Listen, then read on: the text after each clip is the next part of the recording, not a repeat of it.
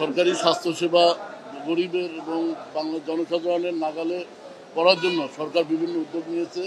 বিভিন্ন মেডিকেলকে অত্যাধুনিক যন্ত্রপাতি এবং আধুনিকায়ন করা হয়েছে, কিন্তু দালাল এবং ছিনতাইকারী এবং একটা দালাল চক্র সিন্ডিকেটের কারণে জনগণের গরিব গরিব সেবা প্রার্থী জনগণের দোরগোড়ায় এই চিকিৎসা সেবা পৌঁছে দেওয়া কঠিন হচ্ছে।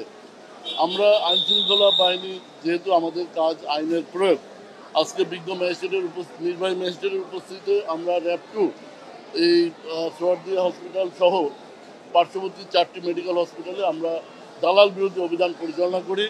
বাংলাদেশ সেনাবাহিনী দক্ষ অফিসার এবং র্যাব যৌথভাবে অভিযান পরিচালনা করে মোট 7জন দালালকে, যারা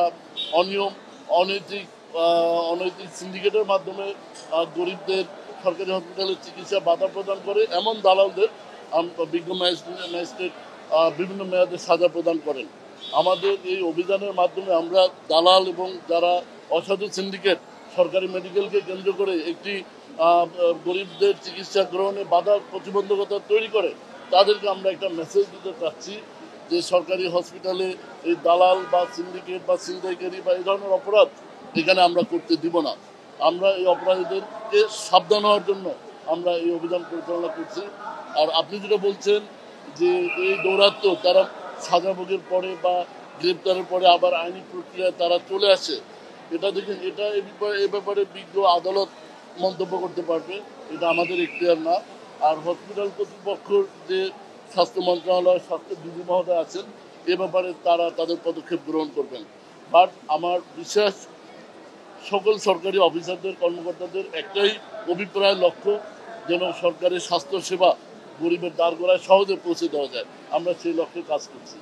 আমরা এছাড়াও আমরা আপনাদের জানাতে চাই, সামনে ঈদুল আজহা উপলক্ষ কেন্দ্র করে আমরা ইতিমধ্যে বিভিন্ন জায়গায় দালাল, ছিনতাইকারী, পকেট মার এদের বিরুদ্ধে অভিযান চালু করেছি।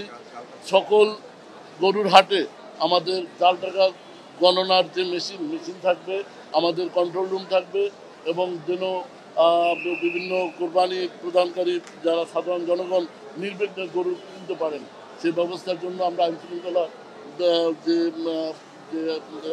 রক্ষার আমরা 3 স্তরের ব্যবস্থা গ্রহণ করেছি। আপনারা জানেন, আমরা হঠাৎ করে বিভিন্ন গুরুত্বপূর্ণ সড়কে আমরা যান চলাচল চেকপোস্ট আমরা চালু করেছি, এবং এই চেকপোস্টে বিশেষ করে যারা ছিনতাইকারী, মোটরসাইকেল, সিএনজিতে যারা ব্যবহার করে, যারা যাতায়াত করে, তাদের তল্লাশির মাধ্যমে আমরা সামুরাই, চাকু, ড্যাগার জন্য ছিনতাইয়ের উপকরণ আমরা জব্দ করেছি, এবং এ যাবৎ আমরা 500-র অধিক ছিনতাইকারীকে আইনের আওতায় নিয়ে আসছি।